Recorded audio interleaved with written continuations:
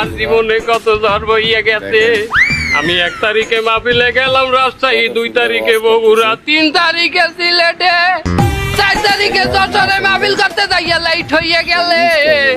বাড়ি যাইতে যাইতে রাত 3টে বাজে গেছে। বাড়ির দরজা দিয়ে টোকা দিমু এই কালে মনে পড়িয়া গেছে আমার বউরাই জন্মদিন হারে ঘুরাইতে নেওয়ার কথা বেলায়, আরে খাওয়ানোর কথা ফুচকা আর সুমনের দিকে বেড়াইয়া তো হয় নাই।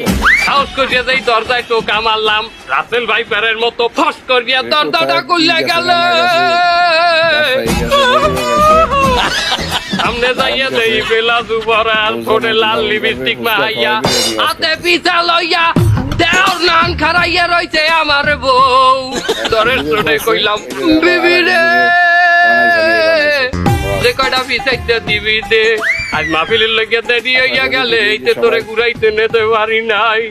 বিবি কইলে এ গোলামের বউ, তুই আমারে কাইলগো নিয়ে যাবি, আজকে মাফ করিয়া দিলাম, কালকে যদি না নাও তোরে পিছাইতে না দাও দিয়ে কোবাম। আমি কইলাম বিবি রে, হুজুর চালাই যান বিয়ে হইবে মেলা, দাও দিয়ে কোপ দিলে আইজ অগ্রিম দিয়ে দে, কারণ কাইলে আমার কলকাতায় মাহফিল।